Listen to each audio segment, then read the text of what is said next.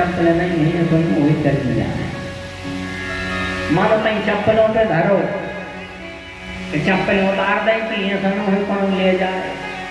भगवान से प्रार्थना कर रहे त्वमेव माता, फिर पीछे देख रहे, फिर पीछे देख रहा है चप्पलें तो हैं, लेकिन जब भी दर्शन करो हृदय से दर्शन करो, ऐसे दर्शन करो राम जी की, जानकी जी की, लक्ष्मण जी की छवि हमारे मन में बस जाए। वो तो दर्शन करवो है। उसी प्रकार अपने केंद्र पर आए, केवल धुंधकारी को लेने को विमान आया, लेकिन जब गोपाल जी ने दोबारा सबको कथा सुनाई, सबने भाव से सुनी, तो सबको लेने को विमान आया। बोली भक्त वत्सल भगवान की। इस प्रकार कथा का महत्व। इसके अंदर कथा के नियम बताए कि किस नियम से कथा सुननी चाहिए। जो कथा का यजमान बना है उसको नियम, जब तक यजमान बना है कोई भी तामसिक वस्तु का आहार ना ले, जितना हो सके भगवान का भजन करें, धरती पर शयन करें। जो कथा के आयोजक हैं, आयोजन करवाने वाले हैं, उनके लिए भी नियम है। तो कोई कितनों भी प्रबल शत्रु का हो, लेकिन उसके तक जाकर निमंत्रण दे, जितना बड़े प्रचार प्रसार करें, सबका आगंतुक का स्वागत करें। इस प्रकार अनेक अनेक नियम है कथा के। अच्छा, नियम केवल श्रोताओं को नहीं है, वक्ता को नहीं है, अपन के भी नियम है। तामसिक वस्तु का आहार ना लें, जितना हो सके भगवान का भजन करें। केवल श्रोताओं के नियम में बनाने के दुनिया में हो,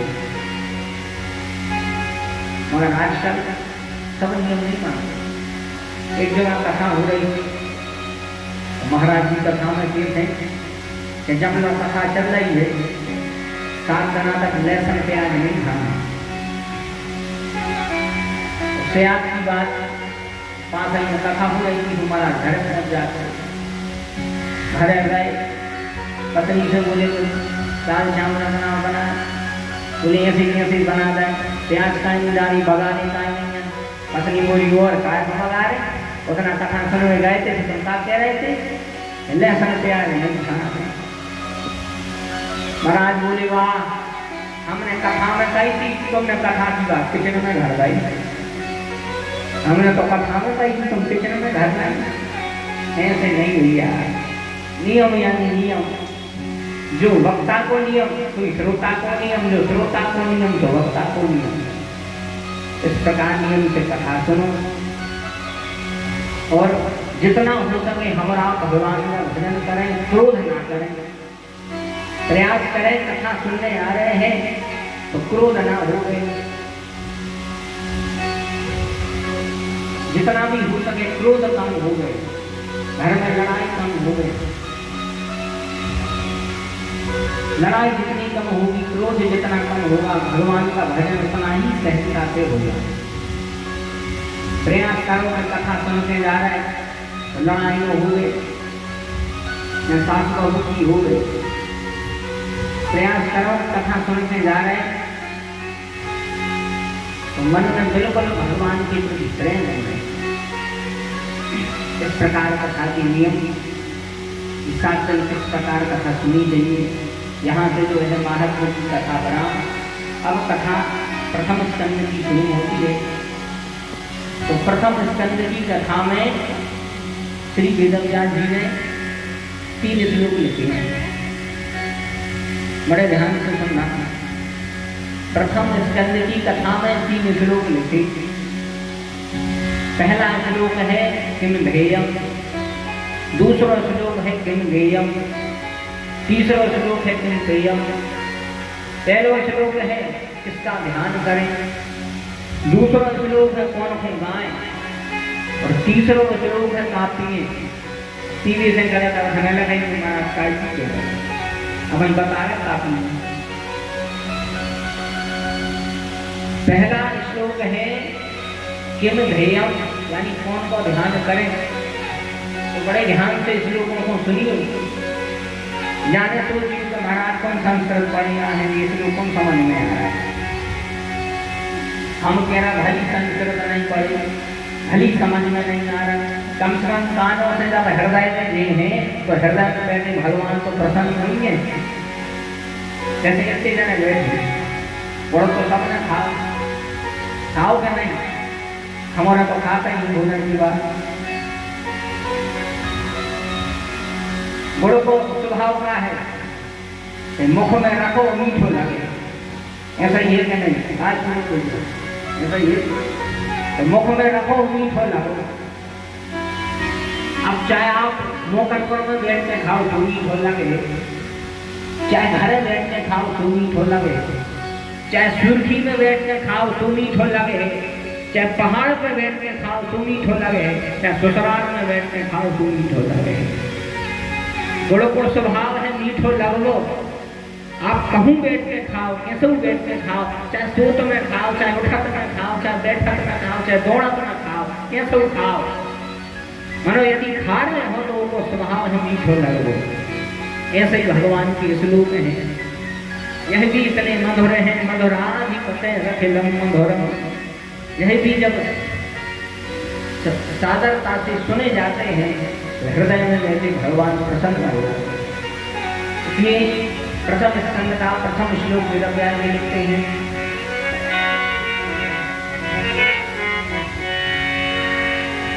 जन्माद्यस्य यतोऽन्वयादितरतः चार्थे स्वभिज्ञ स्वराट तेने ब्रह्म हृदय आदिकवये मह्यन्ते यतसूरया तेजो वारी मृदां यथा विनिमयो यत्र प्रसर्गो मृषाः भावनात्वेन सदा निरस्तकुहकं सत्यं परं धीमहि धर्मः प्रौझति कैतवो अत्र परं निर्मत्सराणां सतां वेद्यमवास्तवमत्र वस्तुष्यगतं तापत्रयोर्मूलनं निगमकल्पतरोर्गलितं फलं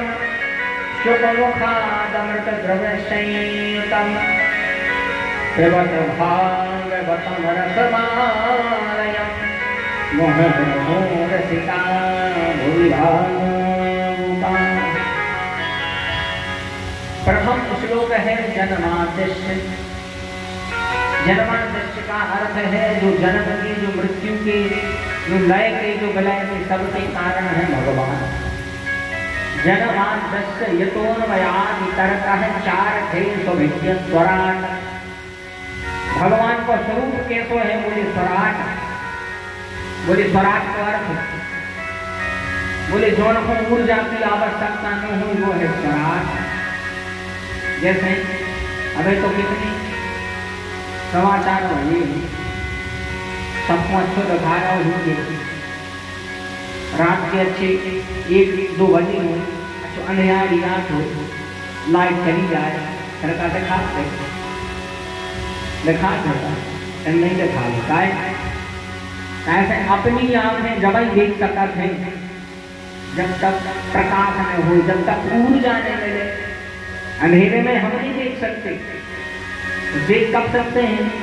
बोले जैसे ही रात्रि निकल है, सुबह भवर भास्कर सूर्य नारायण को उदय हुई तब हम और आप देखते हैं। तो हम और आपको देखने के लिए ऊर्जा की आवश्यकता है, लेकिन भगवान को देखने के लिए ऊर्जा की आवश्यकता नहीं है। वे तो अपने आप में पावर हाउस हैं। ऐसे तुलसीदास जी लिख रहे हैं, सब पर परम प्रकाश जोई, सब पर परम प्रकाश जोई, सब पर परम प्रकाश जोई, सब पर परम प्रकाश जोई, राम अनादिया भगवती जोई, राम अनादिया भगवती जोई, विषय करने सुर समेता विषय करन सुन समेता विषय करन सुन जीव समेता विषय करन सुन जीव समेता सकल एक सजेता सकल एक सजेता सकल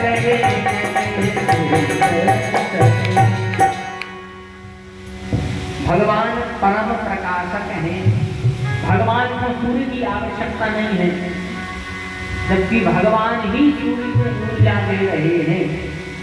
भागवत में श्लोक आया है, मद भयान सूर्य तपति मद भयान वर्ष इंद्रो दहत सगनर मृत्यु चरति मद भयान। तो बोले भगवान स्वराट है। अच्छा, भगवान करते क्या है? बोले तेरे ब्रह्म हृदय आदि कवि। हम बिल्कुल सरल भाषा नहीं के किसी लोग की व्याख्या समझा रहे हैं। तेरे ब्रह्म हृदय आदि कवये तुहयन्ति यत सूर्या। यानी भगवान हमारी आंखों पे ऐसो माया को पर्दा डाल देते हैं, भगवान सामने भी आ जाए तो हम उस पर्दा के कारण भगवान को देख नहीं पाते। जो आए माया को पर्दा, जब माया बड़ी खतरनाक है भैया। अच्छा, माया को अर्थ क्या है? माया माया नहीं, या यानी जो नहीं है भाई तो माया है, लेकिन फिर भी हमें दिखा रही सब माया है। और उस माया के कारण हम भगवान को नहीं पहचान पा रहे हैं। अंत में भी माया नहीं छूट पाती है। ऐसा कबीर जी कहते हैं, माया मरी न मन मरा, मर मर गया शरीर, आशा कृष्ण मरी कह गए रास कबीर। माया अंत समय भी नहीं मरती, माया अंत समय भी नहीं मरती। तो माया का पर्दा भगवान डाले। यह पर्दा उसी के लिए खुलता है जो भगवान यानी मायापति को दास बन जाए।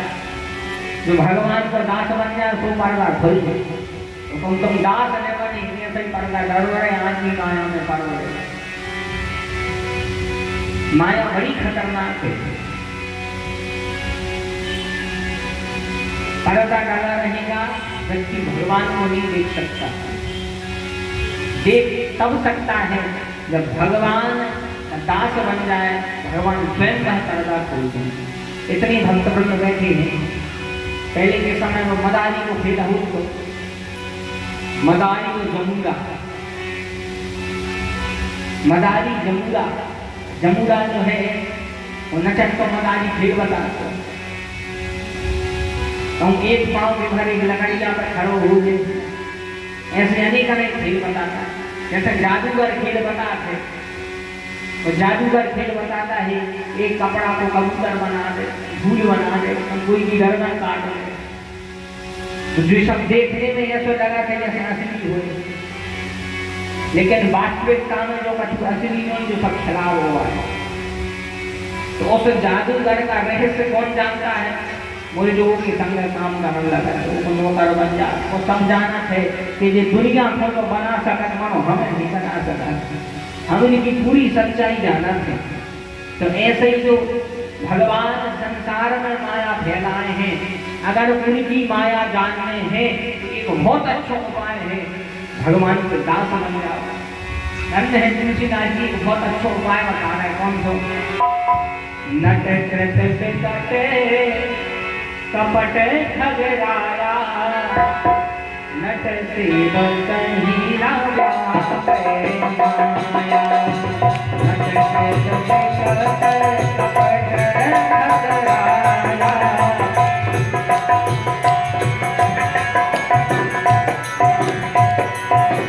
नट कृत विकटे कपट खगराया, नट सेवक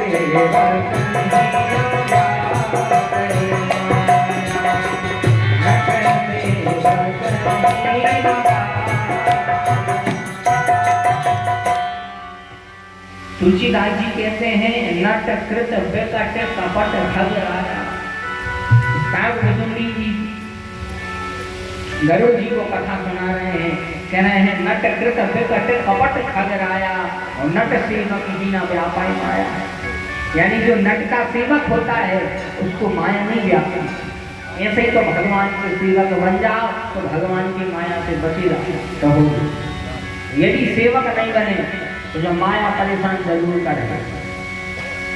इसलिए भगवान माया का पर्दा डालते हैं। तेने ब्रह्म हृदय आदि कवि मुह्यंतीयत सूर्या तेजो वारी मृदाम यथा विनिमयो यत्र सर्वो प्रसाद धामना स्वेन सदा निरस्त कौतम सत्यम परम धीमहि। सत्यम परम धीमहि यानी पहले श्लोक में कौन को ध्यान कराओ? बोले जो परम सत्य है, सत्यम परम धीमहि। और दूसरे श्लोक में बोले किसका गायन करो? बोले उस परमात्मा को गाओ जिसकी चरण शरण में जाने से हमारा अवतार हो जाए। और तीसरे श्लोक में है किम पेयम यानी का पिए। क्या पिए? तो पीने से उल्टा वर्ग करने लगे। भागवत में वेद व्यास जी लिखते हैं पिबत भागवतम रसमालयम्। यानी अगर कुछ पीना है तो भगवान के चरित्रों का रसपान करो। यही श्लोक में बताई है कि भागवत कैसी है। अच्छा, आप और बहुत समय होगा भागवत सुनते हैं, जब बताओ ना भागवत है कैसी, पूछना करे तो बताओ कैसी है। गोल है, चपटी है, चौकोर है, काली है कि सफेद है, कैसी है भागवत? बताओ कैसी है? सुन तो पूरा जाता है भागवत कैसी है। कैसी है भागवत? वेद व्यास जी कह रहे हैं भागवत बिल्कुल वैसी है जैसे पको आम को फल भी है जैसी। अभी तो घरों में ही ना बनाते,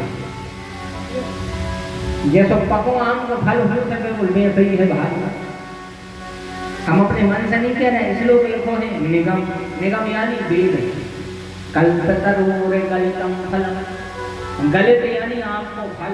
निगम कल्पतरोर गलितम फलम, कैसो फल है जो? बोले वेद रूपी वृक्ष को आम को फल है भागवत। भागवत की तुलना कैसे करी? बोले आम से। एक जने वेद व्यास जी के पास में पहुंचे, कहने काय महाराज आम ही से तुलना काय करी? काय और कौन फल से कर देते? आम मीठो होते से। वेद व्यास जी बोले हो सका आम मीठो हो तो ऐसे करेंगे। तो बोले मीठो तो कर रसगुल्ला की हो। तो कह देते कि भागवत रसगुल्ला जैसी है, मैंने आम ही जैसी काय का। तो इतने भक्त बंद बैठे जैसा रसगुल्ला खा रहा हो, वो खात यदि वो नीचे गिर जाए तो कहो दूसरी बार उठा के गए हो, क्या होगा? मूड हला रहे मतलब ने गए हो। रसगुल्ला खाते समय यदि गिर जाए वो दूसरा नहीं उठाते होता है, फिर घृणा से भूल लगा रहे गंदो होगा, घृणा पान लगे करने थे हो। मानो इतने जने बैठे जैसे अच्छी साए खा रहा हुआ आम की, तो फिर कितने बार करवा वो घृणा पान लगो आज तक, वो को तो नहीं लगता है। तो आम खाए में यदि मोने छबो करता है आम खाओ नहीं सही है। हम तो अगर खाते जरूर खाओ, आनंद ही है वो आम खाए। आम से कोई घृणा नहीं होती, वो कम कम तो का होते अच्छी साए मिली एक ही बार अकेले को रस ले पा तो गोई नहीं सकते अब बगैर गए। तो फिर अगर मगर देखा तो आदमी को देख तो नहीं होता है। हम बोले भक्त भक्तल भगवान की। तो जैसे आम के फल से कोई घृणा नहीं होती वैसे ही भागवत। एक जनों ने पूछी महाराज जाओ बताओ ये फल में छिलका और गुठली सुई है? बोले नहीं, ने छिलका है ने गुठली है, इनमें तो केवल रस ही रस है। पिबत भागवतम रसमालयम्। और संसार के जितने फल हैं जितने फल हैं तो सब खाए जाते हैं, जितने फल हैं सब खाए जाते हैं, लेकिन भागवत को जो फल है वो खाओ नहीं जा, वो पियो जाते हैं। जैसे यहाँ पर इतने भक्तगण में बैठे, हम के में लियो भैया जो केला है ये तो खा ले, दे नहीं रहे बताए रहे, हम के में लियो भैया जो केला है ये तो खा ले, तो कम से कम शोभा दे है कि महाराज कह रहे खा ले, हम के में लियो भैया जो केला पी ले, सोनी जी के में लियो भैया जो केला पी ले, कहा महाराज बिल्कुल पागल हो गरीब में का कौन है। तो जितने फल हैं सब खाए जाते हैं, लेकिन भागवत रूपी जो फल है इसको खाया नहीं जाता, इसको पिया जाता है। इसलिए पिबत भागवतम रसमालयम मोहर रसिका भुजिभावका है। इस प्रकार 3 श्लोकों में भागवत के स्वरूप का वर्णन। जैसे आप समस्त भक्तवृंद बैठ के कथा श्रवण कर रहे हैं, ऐसे ही कथा कहाँ हो रही है? बोले ऐसा ही हो रही है नेमी सारण्य में, ऐसे ही कथा हो रही है नेमी सारण्य में। अच्छा एक बात बताएं, अच्छा एक बात बताएं, जितनी कथाएं होती ये सब नेमी सारण्य में गाय हो। अब हम पता करें कि जितनी कथाएं हो रही है नेमी सारण्य में गाय हो रही है, हरिद्वार में हो जाए, अयोध्या में हो जाए, मथुरा में हो जाए, काशी में हो जाए, मतलब नेमी सारण्य में गाय होती है सब कथाएं। नेमी सारण्य को इतिहास है। अच्छा नेमी सारण्य को नाम नेमी सारण्य गाय पढ़ो जो कहाँ है? एक जना की बात है कि समस्त ऋषि मुनि भगवान के पास में गए, कलियुग आयो जान आन हम बैठे,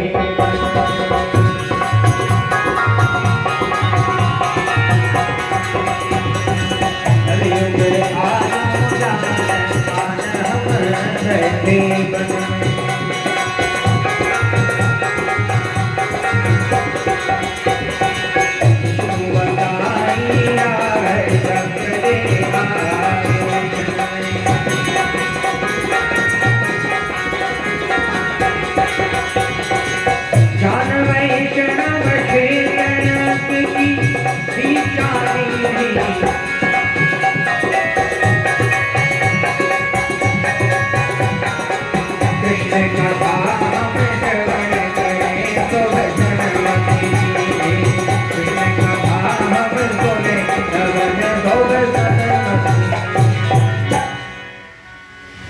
एक दिन की बात है, कलयुग आयो जान आन हम बैठे वन में। पूज्य पिताजी गाते हैं ये छप्पाई घसी गई। उनके जो गुरु जी थे पूज्य पाद ब्रह्मचारी जी महाराज, उन्होंने भागवत लिखी है ब्रज भाषा में। एक एक श्लोक ब्रज भाषा में लिखा है, कलयुग आयो जान आन हम बैठे वन में। बड़े मधुर श्लोक हैं। तो सब ऋषि मुनि मिलकर के भगवान के पास में बोले प्रभु सत्संग करना है। भगवान बोले कितने समय का? बोले सत्संग करना है 10,000 वर्ष का।